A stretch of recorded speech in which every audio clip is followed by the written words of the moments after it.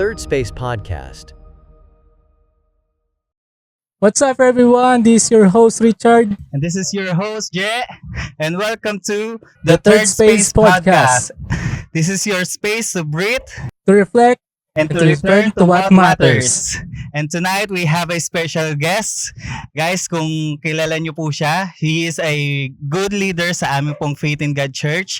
And he is a good father sa Batoriana family. And please welcome, guys. This is, by the way, disclaimer, ang tawag po namin sa kanya ay Tito. Tama?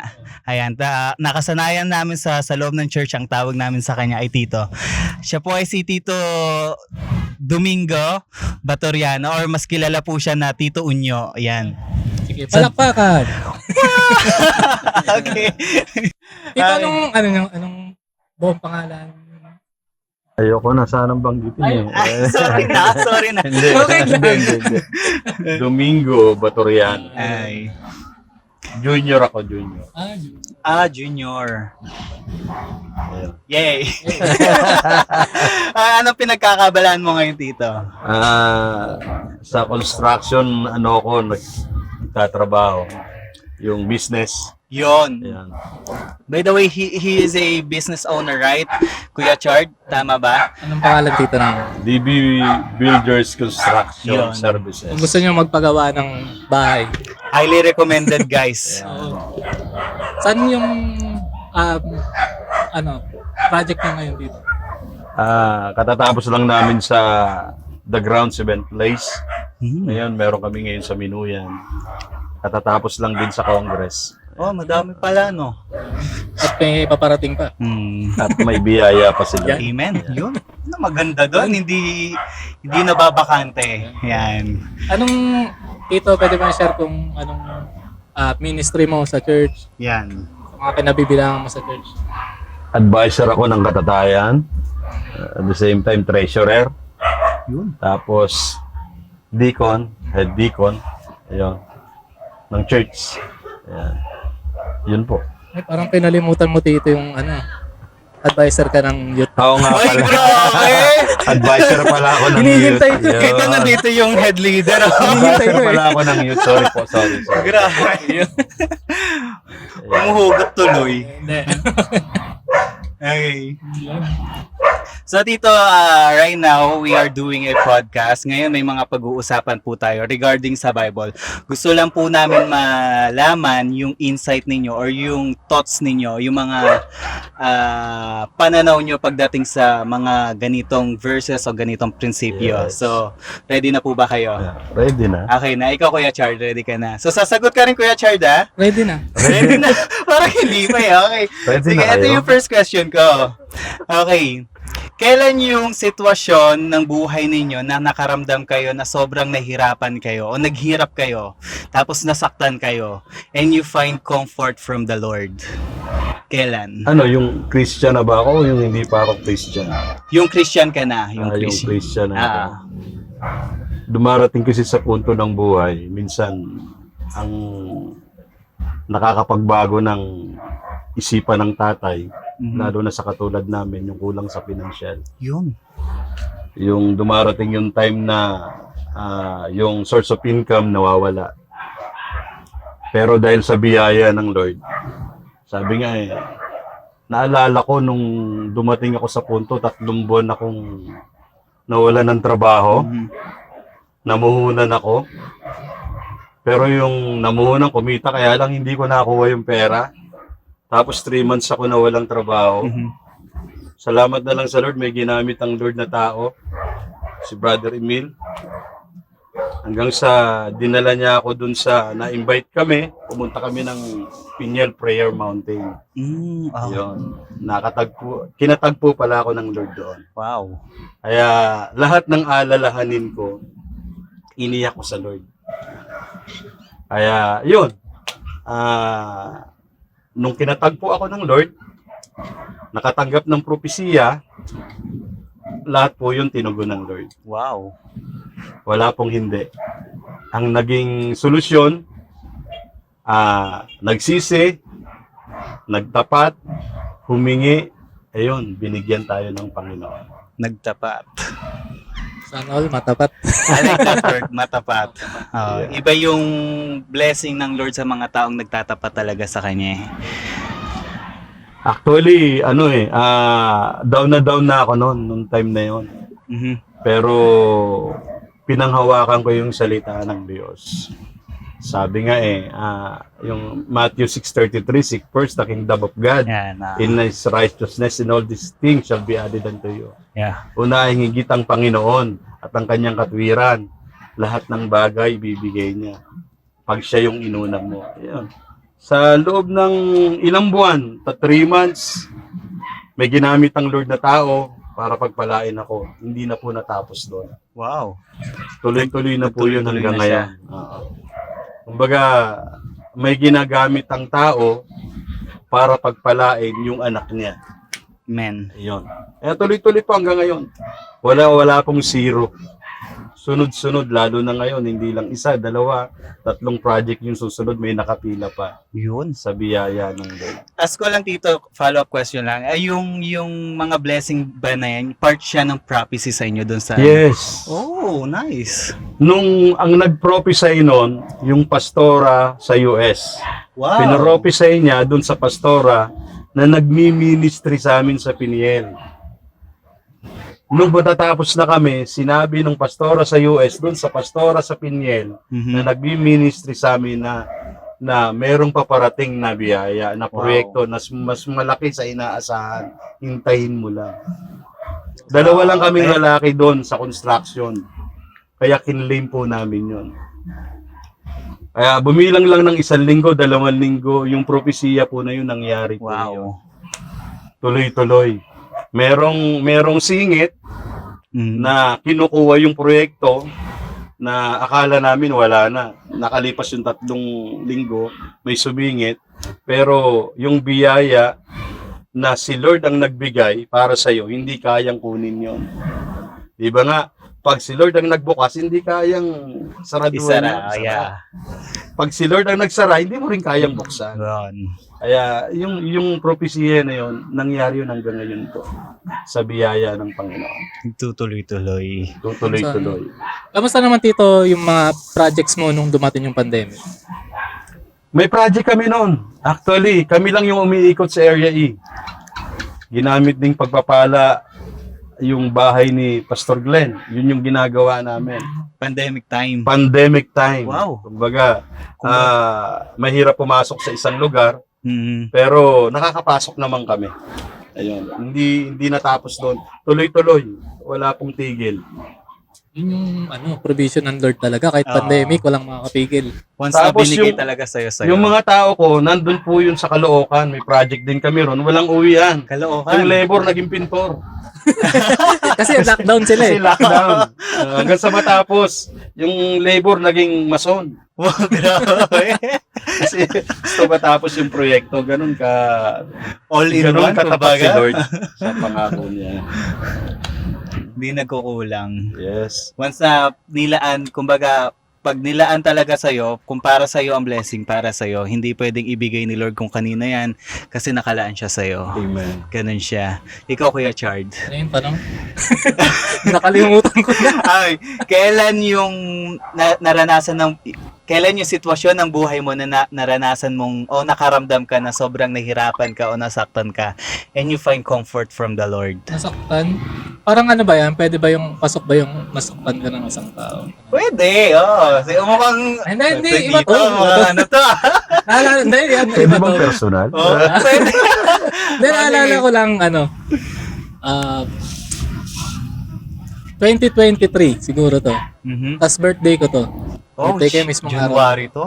Pagkagising ko ng umaga, birthday ko. Parang nagdumilit lang ako. Siyempre, sa ngayon, more on freelancing ako. Wala akong consistent na trabaho. Kahit nung time na yun, 2023. Tapos pagkagising ko, bigla na ako nagising. Tapos narinig ko yung tatay ko. Sabi ng tatay ko, siguro, ano yun yung pastor nila doon, parang in-influensya na wag magtrabaho, ganun. Parang siyempre, syempre sa part ko, masakit yun. Kasi Yeah. hindi naman ganun yung totoong nangyayari. Mhm. More on personal decision yun, Decision kaya na, ganun. choice mo. Tapos, pero naapektuhan yung church. Mhm. Kaya syempre, alam nilang pag wala ako sa bahay, nasa church ako, ganun. So, ayun, tas syempre birthday na birthday ko, ganun yung maririnig. Tapos, parang yun yung pinaka Happy birthday talaga, happy no? birthday talaga. Pagkagising ko eh. So, syempre, nasaktan ako doon, malungkot ako. Syempre, lalo birthday ko. Tapos, dumating ako dito, malungkot ako. Sakto Friday nun. Friday nun, hindi ata yun, iba ata yung schedule ng prayer meeting nun. Ang schedule pa nun dati ay overnight prayer. Natandaan nyo, yung merong overnight Friday yun. Tapos yun, wala pang tao nun sa church, tapos pumasok. Siyempre, sobrang bigat ng nararamdaman Yeah. ko. Pero, yung tanong kung paano ko naramdaman yung comfort kay Lord, lumapit ako sa Kanya. As in talagang, lumapit ako sa altar, tapos nag-pray ako, iniyak ko ng lahat. Tapos yun, ayun, dun ka naramdaman yung comfort kay Lord. Siyempre, kapag hindi mo na kaya, iyak mo na lang. Mhm. Ayun na mabigat na dun ko na lang nilabas lahat So yun. Tapos diretso yun from prayer night, overnight prayer. May gawain sa church na. Ayun, yung overnight na ginaganap dati. Yun rin okay. yun, mismong birthday ko. Tapos yun, naging masaya naman kasi binigyan nila ako ng cake. Wow. Bumawi, no? Bumawi. Sa cake bumawi. Okay. Saka meron pa pala, meron yung parang dumagdag rin nung time na yon kung bakit medyo mabigat rin yun. Kasi meron taong nagalit sa akin ng time na yon. Pero hindi ko naman kasalanan. Pero naging burden sa akin na galit siya sa akin. Pero nung rin na yon, nung gabi na rin na yon, naging okay na rin ako. Napawi. Kilala ko ba yan? Oo. Hindi ko naman kasi... Alanganin ko sumagot? Hindi ko naman siya kasalanan. Parang Nagkaroon ng misunderstanding. Parang ganun lang. Okay. Yun lang. Yun lang. Yay! Galing. So, second Ay, question. ba't parang ayaw mong sumagot? Ay! Kasama pala ako. Kasama ka. Umiiwas. May iniiwas. Siguro sa akin yung turning point ko nung naging Christian ako, from unbeliever to believer, from rebellious stage ko to follower of Christ. December 28, 2011, if I'm not mistaken. Yun yung turning point ko kay Jesus Christ. In-invite ako before mangyari yun, in-invite ako ng isang kabataan dito sa church. Crush ko yan. Sino yan? Doon ako na born again sa babaeng. Sino? Name drop. Hindi ba sa'yo? Hindi. Name drop, biblip na Basta lang natin. Meron namang may-ari nun? Oo, may ari meron na. na may-ari. Mamaya, yariin ako. Hindi. Basta yun, alam niya naman yun. In-invite niya ako sa camp. So, ini-imagine kong camp, nasa bundok, tapos may tent. Yun, Kilala ka na ba niyan? Nung time Hindi na pa. Nag-church lang ako. Pero wala pa akong, dahil may gusto ako dun sa Hindi, sino girl. nag-invite sa'yo na umattend sa church, umattend mag-service? Umattend ng service? Hindi, in-invite niya lang din ako. Siya rin yung In-invite Payat niya ba lang. to? Payat yun, Tito. Payat. Tapos yun, in-invite ako. Pagdating ko doon sa venue, iba pala yung nasa church. So, evangelical camp pala siya. So, yun yung Tapos, may challenge doon yung pastor na sabi ng pastor na kay Jesus daw, hindi na daw bago kay Jesus na namatay siya sa cross. Kasi every day of his life, pinapatay niya yung laman niya sa kagustuhan, yung sarili niya sa kagustuhan ng laman niya, ng katawan niya. Tapos sabi niya, if you want to be a follower of Christ, God is real. And if you want to be a follower of Christ, disciple of Christ, you need to deny yourself. You need to take up your cross and follow Him. So hindi siya madali. Obviously, sa Christianity, hindi naman talaga madali yun. Now, nung time na yun, sabi ko kay Lord, hindi ka naman talaga totoo at hindi ako naniniwala sa'yo. Nung camp. Yun yung prayer ko. Hindi naman talaga ako naniniwala sa'yo. Pero right now, gusto kong maniwala. Gusto kong maranasan yung mga tao, yung nararanasan ng mga tao na nandito. Paranas mo rin sa akin. Mamaya-maya, after 5 minutes, wala akong naramdaman. Sabi ko, hindi ka totoo, hindi ka talaga totoo, peke ka talaga. Yung patayo na sana ako, event na yon, papunta na sana ang kwarto, biglang bumigat yung legs ko. Tapos, pagdilat ng mata ko, syempre kinabahan ako, dumilat ako. Pagdilat ko, may nakita akong light na korteng tao, tapos niyakap ako. Tapos nung time na yon, may word siyang binulong sa akin na sinabi sa akin na lumapit ka sa akin, ikaw na napapagala at bibigatan sa mga pasanin at ikay pagpapahingayin ko. Matthew 11:28, hinanap ko talaga after ng event eh. Tapos sabi ko, Lord, totoo ka. Totoo yung pagmamahal mo, totoong merong Diyos. Eh sabi ko, and right now, from this moment, isa ako sa magpapatotoo na totoo ka at nag-i-exist ka talaga. So yun, I find comfort from the Lord and God amazed me kasi kung paano siya nagpakatotoo sa akin or paano siya ni-reveal yung sarili niya para sa akin. Parang, sino ba ako para i-reveal mo yung sarili mo? And then, I felt love from the Lord. So yun yung sa akin. So yun, second question tayo. Ano yung downside ng buhay mo na nagbigay sa iyo ng realization na wala kang ibang kailangan kundi ang Diyos? Downside ng buhay mo. Kumbaga, ito yung pinaka-critical na moment ng buhay mo na gusto mo na talagang sumuko. Gusto mo nang bumitaw. Ayaw mo na. Sa Christianity, ayaw mo na. Pagod ka na, parang ganon. Downside ng buhay mo. Hindi kung aalis ka na. Ayaw mo na eh. Ayaw. Hindi, 'di ba? Wala namang perfect church, right? Wala namang perfectong church. So sa bawat church meron talagang kanya-kanyang issue, kanya-kanyang burdens, kanya-kanyang takbuhin. And sometimes as a Christian, hindi naman maiwasang mapagod. At minsan hindi maiwasan yung parang gusto mo nang sumuko. Pero yung time na gusto mo nang sumuko, ano yung nagbigay sa'yo ng realization para bumalik ka kay Lord? Bilang Kristiyano kasi, siyempre akala natin napakasarap ng buhay, Yun. the process. Pero minsan, ang nagpapasakit ng loob mo, nagpapasama ng loob mo, doon lang pala sa sirkulasyon. Mhm. Dumating yung punto na na parang nanawa ka na. Parang yun at yun na lang din yung pinanggagalingan ng stress. Parang cycle na lang. ganun. Yes, so parang yun na lang. Tapos parang wala namang pagbabago.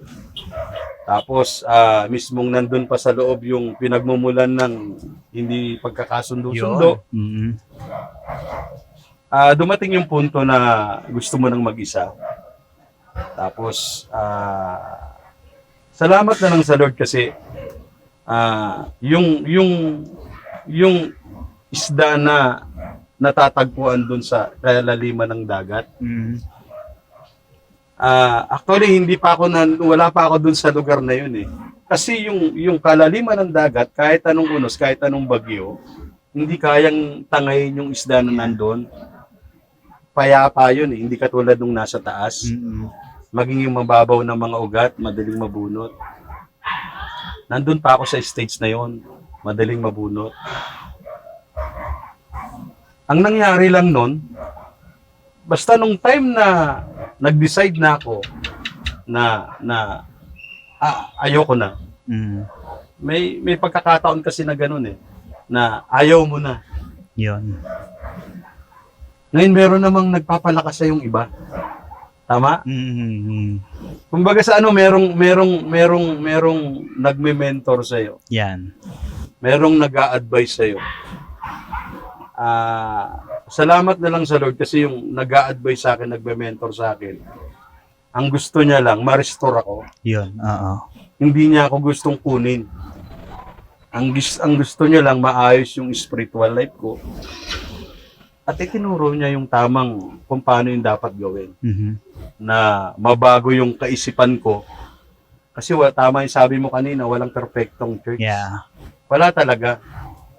Perfectong Diyos meron. Yun. Yan. Amen. Pero perfectong church wala. Pero yung nangyari kasi, kumbaga humanga ako dun sa nagme-mentor sa akin. Mhm. Kasi ganun niya pinaunawa sa akin yung mga bagay na yun. Lumipas yung 1 linggo, 2 linggo, 3 linggo. Laging ganun ang sinasabi niya sa akin. Hanggang sa dumating yung punto na iniyak ko na sa Lord. Kasi wala na eh. Mm.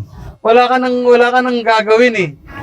Pag lumipat ka, umalis ka, dama yung pamilya mo, ang hirap kaya. Di ba? Yeah. Ang hirap na ang pamilya mo hindi magpapatuloy dahil sa kagagawan mo.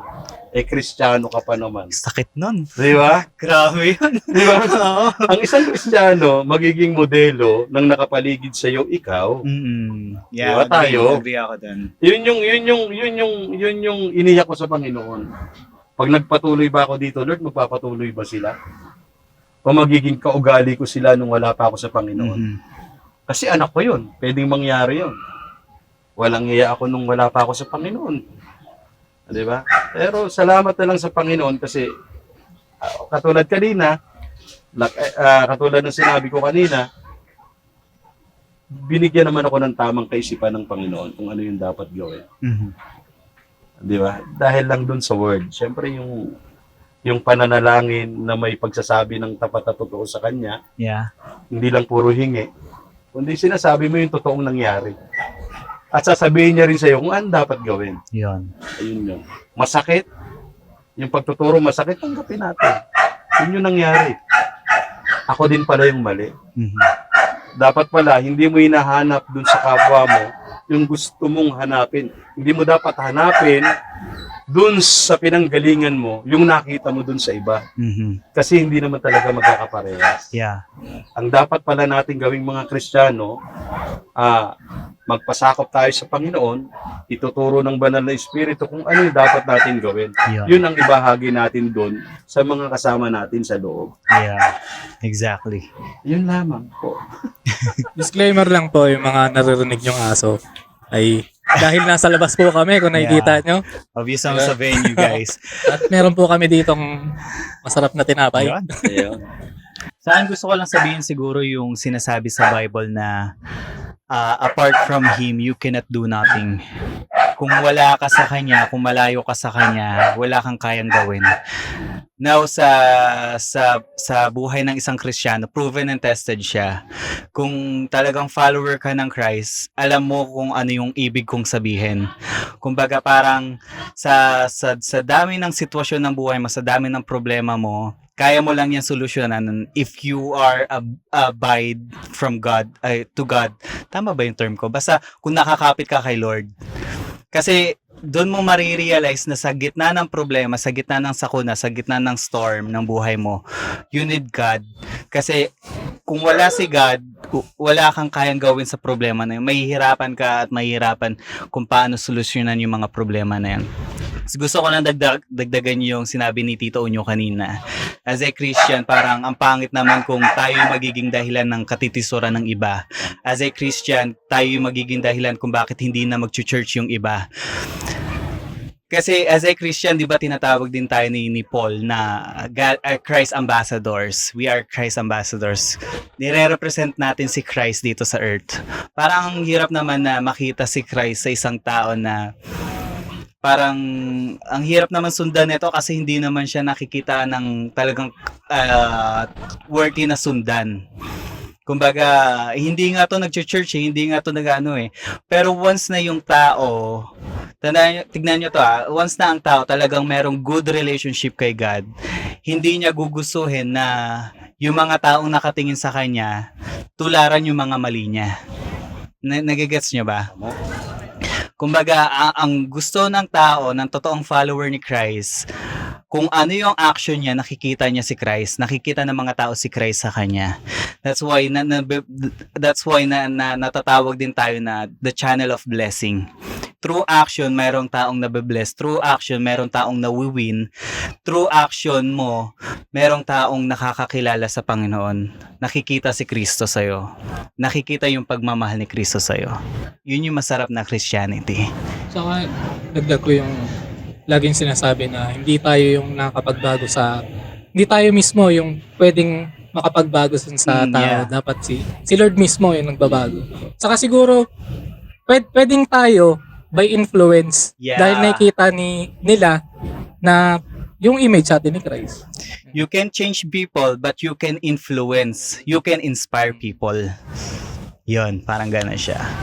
Galing. Tatagalogin ko? Pwede po ba? Ang galing. Third question. Ito, follow-up question ko lang to kasi maganda to eh. Maganda to. Paano mo na ipapakita na meron kang malinis na puso? Okay. Kasi sa Bible, tandaan nyo sa Bible, in Matthew verse 5 Matthew chapter 5 verse 8, if I'm not mistaken, sabi doon, blessed are those who have pure in heart. Tama, mapalad ang taong merong malinis sa puso sapagkat makikita nila ang Diyos. Yun yung sabi sa Bible. So ito yung question, paano mo maipapakita meron kang malinis sa puso at ano ang nakukuha mo kapag meron kang malinis na puso? Kumbaga, ano yung benefit sa'yo nun? Having a pure heart. Good question. Magandang tanong. Wow, pa-showbiz! Siyempre, pag may malinis kang puso, pag inargabyado ka, hindi ka nagtatanim ng sama ng loob. Benepisyo, hindi ka magkakasakit sa puso. Yun. Di ba? Yun yung benepisyo Agree. doon eh. Kasi yung pagkikimkim ng sama ng loob, ang kadalasan tungo niyan, sakit eh. Pero as a Christian, yung pagiging magkakaroon natin ng mabuting puso at mabuting tao, dapat hindi yung planado. Alam mo yung hindi planado. Pero dun sa pagkakataon na kailangan na ipakita mo yung pagiging Kristiyano mo, gawin. Hindi pakitang tao. Hindi pakitang tao. Minsan kasi kadalasan yung ibang Kristiyano nakaplano pa eh. Yeah. Meron akong ganito, Oo. meron akong ibibigay na ganito, meron yung maganda yung on the spot. Ina-announce pa, no? Di ba? Ina-announce pa, Oo. di ba? Hindi, kasi yung pag ganun ang ginawa mo, kinuha mo na yung gantimpala mo dito. Yeah. Di ba? Hindi na si Lord yung magagantimpala sa iyo. Hindi ba? Yung pagtulong, pag binayaan ka ng Panginoon, pag biniless ka ng Lord, dapat hindi stagnant yung pagpapala. Yeah. Diba? Agree. Dapat dumadaloy. Dapat ibabahagi mo din dun sa iba. Kumbaga, maging daluyan ka ng pagpapala ng Lord. Hindi ka maging imbaka ng pagpapala. Yeah. Doon may pakikita mo yung pagiging mabuting puso. Ako magagalit din ako eh. Magagalit din ako. Actually, may patotoo nga ako eh. Nasa Bicol kami. Tapos meron akong inampun na tao. Tapos yung alkansya namin eh 8x8 na pipe na ganyang kataas, puno na yun ng 25 piso. Kinuha yun. Tapos kinuha yung laptop ng anak ko. Nilimas? Hindi, nung nandun pa uwi kami ng Bicol, galit na galit ako. Galit na galit ako. Wala kayo nun dito? Wala, nasa Bicol kami. Tinawag lang na kinuha yung alkansya, kinuha yung laptop, inalis. Ampun ko yun, naampun ko. Inampun namin. Tapos, nalaman ko, yung pinagdalan, games pala sa games na punta. Yung computer, yung online games. Yeah. Nagkita kami sa trabaho. Lumapit ako sa barangay, pinuntahan namin. Nung nakita ko yung tao, yung galit ko nawala. Nung sinuntok siya nung barangay tanod, inawat ko pa. Kasi nakita ko na kawawa, binugbog. Pinatulog ko uli dun sa side. Kumbaga, nung hindi ko siya nakikita, pwede ko siyang patayin. Pero nung nakita ko siya on the spot, nawala lahat yun. Kumbaga, dahil awa yung nakita ko sa kanya. Pinakain ko, pinatulog ko, binigyan ko ng pera, pinaalis ko na. Ganun. Hindi ko alam kung ano yun, kung kabutihan ba yun. Sa tangan, hindi ko alam. Di ba? Ayun. Kaya mong gawin yan? Kung ako, baka Tulungan ko yung tanod. Sige, dagdagan mo. Hindi, joke lang. On the spot yun. Grabe yan. Wow. Speechless. Yan ang Oo. Kristiyano. Ganyan ang Christianity. Actually, kilala nyo yung tao na yun eh. Sabi ko na parang familiar sa akin yan kilala eh. nyo yun. Kilala nyo yung tao na yun. Pero, Parang familiar sa pag-ibig akin. pa rin yun na mayani. Yeah. Kapatid eh. Ganun talaga kapag minsan may encounter ka na ngayon magagalit ka, bubuhos yung galit mo, yung emotion mo. Kasi tao lang naman tayo eh. Talagang kapag may mga ganong sitwasyon, normal yung bumubugso yung emotion. Right? Pero once na nandun ka na sa actual na na nakaharap mo na yung kagalit mo, yung gumawa sa'yo ng masama, parang dun din hinihipo ng Lord yung puso mo na hey, Christian ka, Christ-like ka, ganyan-ganyan, ganto-ganto. Tapos dun mo nare-realize na mabuti ang Panginoon kasi sa kabila ng lahat ng bagay, yun lang yung nakuha mo, yun lang yung nawala sa'yo, pero yung buhay mo, yung pagmamahal mo sa Panginoon, nandun pa rin. Tama ba, Kuya Chard? Instant pagpapatawad din eh. Yun. Actually, mahirap yun eh. Oo. Di ba? So, honestly sa akin, sobrang hirap nun. Yung instant forgiveness, yung biglang, okay na yun, sige, okay na yun. Ginawan nga lang ako ng gusto ko ng manapak eh. Ayun, best example ng ang tawag doon, pure heart. Yeah, pure heart. Malinis ang puso. Tsaka yun maganda yung sinabi ni Kuya Chard. Kasi kung meron kang malinis na puso, madali kang magpatawad. Good example yung experience ni Tito Unyo. Having a pure heart or clean heart, talagang kahit anong gawin sa'yo ng tao, you are ready to forgive. Handa ka na magpatawad sa kanila. Kahit anong gawin sa'yo, handa ka magpatawad. Example, si Jesus. Nung papatayin na siya, yung hahagupitin na siya, hindi naman siya nagtanim ng sama ng loob sa tao di ba? Pero nung nandun na siya sa cross, ano yung prayer niya? Father, Father, forgive them. Hindi nila alam yung ginagawa nila. Instant forgiveness. Pure heart. Amen. Wow. Okay. So ganito, may bibigyan ko kayo ng sitwasyon So since pure heart yung usapan natin So paano kung meron kayong nabalitaan, kapatid niyo sa church, kapatid niyo in physical, in biological, or whatsoever, pero may kapatid kayo, nag-away, matindi yung away nila, matindi yung alitan nila, halos 1 buwan na silang hindi nag-uusap. As a Christian, paano mo sila pinag-aayos? Ikaw muna, Kuya Chard. Paano mo sila pinag-aayos? So, ikaw, youth ka, di ba? Youth president. Pag may nakita kang kabataan na nag-away, 1 buwan na hindi nag-uusap, hindi nagpapansin, nag-church, tumutugtog, pero hindi nagpapansinan, ano yung ginagawa mo para mag-ayos sila? Mag-ayos. Wala pa masyadong matandaan kung may mga ganong instances. Pero ang gagawin ko siguro or ginawa ko ay kakausapin ko both side. Pero magkahiwalay muna. Yeah. Yun. Kasi kailangan mo munang malaman yung story from magkaibang tao. Different side. Kasi kung isa lang papakinggan mo, bias ka, one-sided ka. Yeah. Saka, paano kung yung pinakinggan mong tao, hindi pala yun yung tamang kwento. Storya niya yun, syempre siya bida doon. Ganon, di ba? Ayun, kaya kailangan, kausapin muna both side.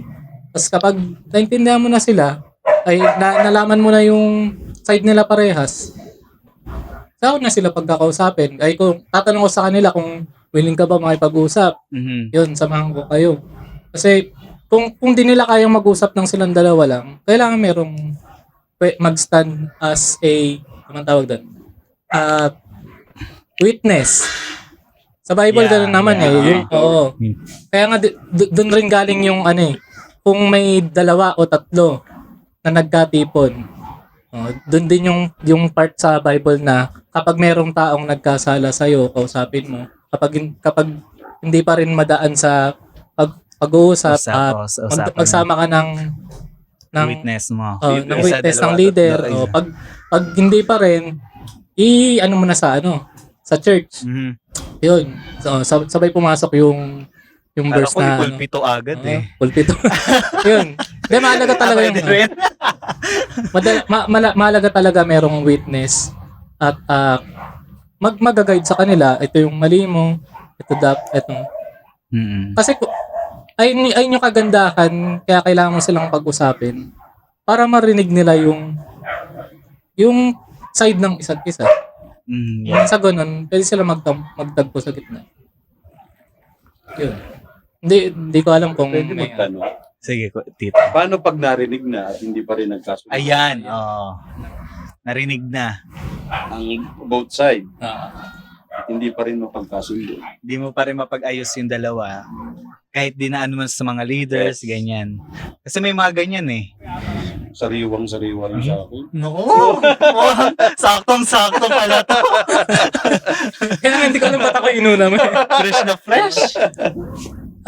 Syempre, idadaan mo, bago ka pumunta sa part na pag-uusapin mo sila, syempre, idadaan mo muna sa panalangin. Yun yung pinaka the best way. Kung dumating sa part na hindi pa rin sila nagkakaayos, Mhm. iingin ka ng guidance kay Lord. Kasi, kagaya nga ng sabi kanina, hindi ikaw yung makakapagbago ng isip ng tao, nang makakapagbago sa kanya. Si Lord pa rin. So, Yeah. mediator ka lang, nandun ka as a witness, pero yung pipilitin mo silang mag-ayos, paano kung hindi yun yung hindi pa ready yung puso nila? Yeah. Kumbaga, siyempre nandun yung burden as a leader, pero hindi ikaw yung mismo talagang makapagbago. Si Lord pa rin. Mhm. Siyempre kung dinaan mo naman sa panalangin yan, alam mong nandun si Lord sa kalagitnaan ng pag-uusap niyo. Yeah. Siya yung kikilos. Lalo sa dumating yung part na hindi mo na talaga kaya, hindi mo na alam kung paano ayusin. Mhm. Si Lord yung magbibigay sa'yo ng wisdom. Yeah. Ikaw, tito. Dadagdagan Ay, sige, go. Dadagdagan ko na lang kasi tama Actually, naman doon ako yun. nag-base sa experience ni Tito. Mukhang may alam ka. Wala naman. Mukhang may alam to. Actually, ang hirap pagkasunduin pag parehas mo pride. Yeah. Yan, totoo. Pero dagdagan ko lang yung kay Kuya Richard. Tama naman lahat eh. Prayer, di ba, pananalangin, hindi ka dapat maging bias. Pero isa lang yung pinakamaganda ron eh. Yung lahat ng leader, kausapin mo, yung corporate prayer, Mhm. di ba, yung paglapit sa Panginoon. Pag kumilos yung banal na espiritu, hindi pwedeng hindi malusaw yan eh. Yeah. Lalo na't parehas Kristiyano yung pagbabatiin mo, yung kakausapin mo. Pag parehas Kristiyano yan, matutunaw yan. Mhm. Pag si Holy Spirit na yung kumilos. Di ba? Tapos marami ka bang backer? Support, ano yung tawag doon? Yung backup, di ba? Intercessor. Oo, Wow. Ibang nananalangin, klase. di ba? Imposible. Hmm. Imposible. Yung imposible magiging posible. Kaya ganun kadali. Yeah. Sa taas lang talaga. Jesus lang talaga. Yun. Kumbaga, tapos na ang usapan si Jesus lang Yes. talaga. Saka papakita ni Lord yung mga bagay na hindi mo ina-expect. Kala mo hindi na kaya. Pero si Lord kaya na Lord. Tsaka pag narinig mo na, pag mediator ka, huwag ka maging gatong. Yun. Ang daming Diba? ganyan. Huwag ka maging gatong. Pag narinig mo na both side, Balansehin. dapat ang gawin mo, yung solusyon na. Ah. Hayaan mo na, narinig mo na eh. Mm-mm. Nasabi nyo na, nailatag nyo na. Ano yung dapat gawin ng mediator? Yung solusyon. Yun. Di ba? Yun lagi yung pag-uusapan, yung solusyon. Di ba? Yung pag-ibig pa rin sa isa't isa. Yung Totoo. pamahalan pa rin. Christ-centered pa rin. Yes. Kumbaga, yung advice mo, yung solusyon na binibigay mo, papunta na kay Lord. Yes. Hindi na papunta kung saan gatong. Imbis na magkabati, mas lalo pa nag-away, no? Kasi ito, sabi nito eh. Saka mararamdaman mo yung totoong pagpapatawad kapag hindi siya pinilit. Kasi baka mamaya Yeah. Yes. nagpatawad lang sila kasi nga for the sake na Kailangan. para matapos na, sige, Oo. patawarin na natin. Pero Yung ayoko isa't siya isa. makita. Oo. Tsaka for the sake na madamay yung pamilya ko, kaya pero malaman mo na pure yung pagpapatawad kapag ayun. kapag, paano ba? Mararamdaman mo na pure yung pagpapatawad kapag, Sige, kaya sige, mo. kaya natin yan. Kapag ano. kapag ano, nawala na ako. Pag iniyak nila sa Lumilipad. Panginoon. Ayan. Ayun. Kasi pag iniyak nila sa Mm, Panginoon yun, magkakasundot nila. Ito. Tutugunin at tutulugin ng Lord yung mga panalangin nila, yung pag-iyak nila. Yung mga luha nating pumapatak, nako, Recorded napaka yan. mabisa yan. Oo. Pag sa Panginoon mo iniyak, hindi dun sa iba. Mm. Yung mga nasasahod na luha, yan ang Yun. gustong-gusto ng Panginoon. Tinetreasure ng Lord yan eh. Yes. Yeah. Ano nga, ipapakita pa sa'yo ni Lord yan eh. Nak, ito yung mga luha mo sa Jar of lupa. Oh. tears. Yes. Worth it to lahat. Sarap nun. So, last question para sa inyo. May last question po ako dito. Ano ang isang bagay na ginawa mong tama at inusig ka? Alam mong tama yung ginawa mo pero inusig ka. Okay, pinersecute ka. At paano mo siya na-overcome? Paano mo napagtagumpayan yung pag-uusig na yon? May ginawa kang tama para kay Lord, inusig ka, at paano mo siya napagtagumpayan? Yung pag-uusig na yun sa'yo, paano mo siya napagtagumpayan?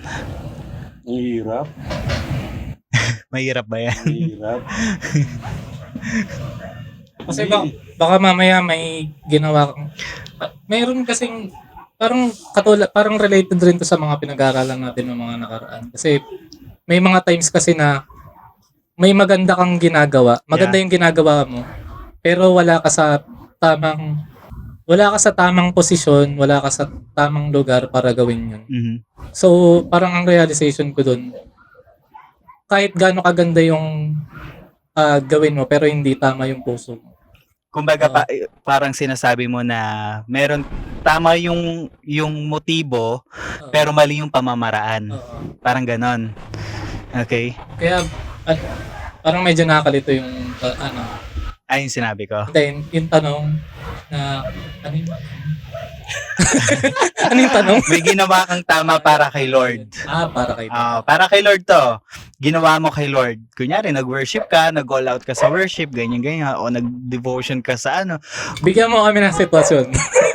Ano ba? Parang madali. Siguro meron kang di ko alam eh, kasi iba-iba eh. Basta meron kang ginawa, alam mong tama to, 100% ginawa mo persecution para kay Lord. yung ginawa sa'yo. Legit a persecution kasi tinaliwas yung ano mo eh, yung ginawa mong tama. Okay, tandaan natin persecution to hindi correction. Kasi maraming tao na pino-persecute ako kasi akala nila persecution yung correction. Akala nila tama yung ginagawa nila pero kino-correct sila at tingin nila sa correction na yun, persecution. Hindi ganun hindi ganun. This time, meron ka talagang ginawang tama kay Lord. Kunyari, binigay mo ng 100% yung tithes mo na walang bawas, walang dagdag, walang kulang. Okay, binigay mo yung 10% talaga ng tithes mo kay Lord. Tapos, merong taong laging sumisilip sa'yo. Tapos inuusig ka na hindi nagbibigay ng 100 kasi malaki lang sinasahod niyan eh. For example lang to guys, example lang to Hindi ko alam kung may nangyaring ganito pero example ko lang to kasi wala na akong maisip na example eh. Okay? Tapos yung pinagkakalat ng taong ito, alam mong 100% yung binibigay mo for the Lord. Okay, 100%. Hindi nga lang, doble pa eh. Oh, di ba? Depende na sa heart yung basta masaya yung puso mong nagbibigay sa Panginoon. Okay lang 'yon. Pero this time, yun nga, pinagkakalat ng taong ito ay hindi malaki lang yung sahod niyan. Kaya nagmumukhang 10% pero hindi talaga 10% yung binibigay niyan kay Lord. Anong gagawin mo doon? Paano mo na-overcome yung ganong? Siguro sa akin, kung ganun yung situation hindi, kung based sa akin, hindi kasi ako masyadong confrontational na tao. So, baka may tao kasing kapag ganun nakarinig sila na sinisiraan sila ng tao, confront nila, may mga ganung tao. Pero sa part ko, hindi kasi ako masyadong confrontational. Siguro sa akin kasi hinahayaan ko lang yung ganun eh. Kung maganda naman ang ginagawa mo at walang ginagawang masama, sa part ko, hayaan ko na lang yun. And hayaan ko na lang rin yung taong yung ibang tao Mm-mm. na makakita ng totoo. Kasi kung sa ibang tao, hindi naman ganun yung tingin nila sa'yo. Yeah. At makikita naman nila kung ano yung totoong puso mo. Wala yung sinasabi ng tao na yun. Wala ka, ekis ka. Wala pa rin yun. Ekis ka. Dagdagan ko lang yung sa kanya. Yung sitwasyon na yun Minsan kasi yung sumisilip, minsan yun ang hindi nagtatouch. Yun. Nadali mo. Yun kasi yung tinitignan yung kapatid. Aha. Pero siya pala yung hindi nagtatouch. Di ba? Pag ang ikaw lang naman tsaka ang Panginoon ang nakakaalam Yeah. nung sitwasyon. Kaya hindi mo kailangan magpaliwanag dun sa mga tao. Mhm. Ikaw tsaka si Lord. Pag ikaw yung nagkaroon ng pagkakamali, ikaw yung mananagot sa Panginoon. Mhm. Sa akin naman iba, may mga sitwasyon na pangyayari na yung ang init-init mo. Mhm. Ayan. Tapos dahil dun sa init mo, nag-aral ka. Ayan, okay. Nag-aral ka. Yeah, maganda yan. Kaya lang hindi dun sa ina-umbrella mong church. Mhm. Pero nag-aral ka. Mm. Nag-aaral ka. Para, siyempre, gusto mong Mag-grow. mag-grow. Diba? Tapos, yung mga kasama mo, parang pagkasama mo sila, tumataas yung spiritual level mo. Mhm. Tumataas. Kaya lang, Ano? Ano yan? Kaya lang ano? Kinakabahan ako dyan Pero tapos na to Okay. Kumbaga, Testimony na lang. napagtagumpayan na to. Na-overcome na siya. Wala na to guys. Is a part of that testimony na Wala na, lang. tapos na to May lesson na lang dito. Kaya lang yung department na pinagkatiwala sa ni Lord. Mhm. Walang yung biglang inilipat, kinuha. Okay. Dahil lang dun sa mga peer na mga nakaraang pamunuan, Yeah. baka magaya. Pero siguro yung naging naging downside ba tawag doon? Yung naging iniyak ko talaga sa Panginoon yun. Iniyak ko sa Lord yun kasi alam ko na maayos yung direction na pinagagawa ng Lord sa akin. Nag-aaral ka Yeah. para lumevel up. Hmm. Tapos yung spiritual level mo, ramdam mo sa sarili mo na kahit Naging paano increase, tumataas. Pero dahil doon, biglang pero hindi naman tayo nagpatalo, kaya lang merong isang parte ng pagkatao ko na nagkaroon ako ng takot. Mhm. Nagkaroon ako ng takot. Pero ginawa mo naman yung tama. Yeah. Ginawa mo naman yung pinagagawa ng Lord. We are body of Christ. Yes. Di ba? Alam mo yung meron sa yung pinagagawa si Lord na hindi ka dapat nakakahon. Mhm. Yeah. Di ba? Kailangan mo lumabas dun sa kahon Hmm. para Umusbong. musbong. Kasi Mag-grow. kung nandun ka lang sa kahon, mananatili ka dun sa kahon. Yeah. Palalago. Comfort zone mo kasi yun. Yes, lumabas ka dun sa Yeah. comfort zone mo. Pero Lord, nagtagumpay na naman to. Yun. Kaya lang, may fear na naiwan sa puso ko. Mm. Na ganun. Kaya yun yung time na gusto ko maging miyembro lang. Okay. Ayoko talaga sa leadership. Aminin ko Mm-mm. dumating ako sa punto na ganun. Ayoko sa leadership. I feel you, Miyembro Tito. lang ako. I feel you. Pero salamat sa Panginoon kasi although may takot, Yeah. pero takot sa Lord yung naiwan naman. Mhm. Takot Yun sa ang Lord maganda. kasi hindi tayo nag-isip ng ikakasira natin. Nandun yung punto na nagiging mainitin yung ulo mo. Nadadama yung pamilya mo, nadadama yung trabaho mo, nadadama yung mga katrabaho mo Yeah. dahil dun sa nangyari. Pero in the long run naman si Lord pa rin naman yung nagtagumpay. Mhm. Pag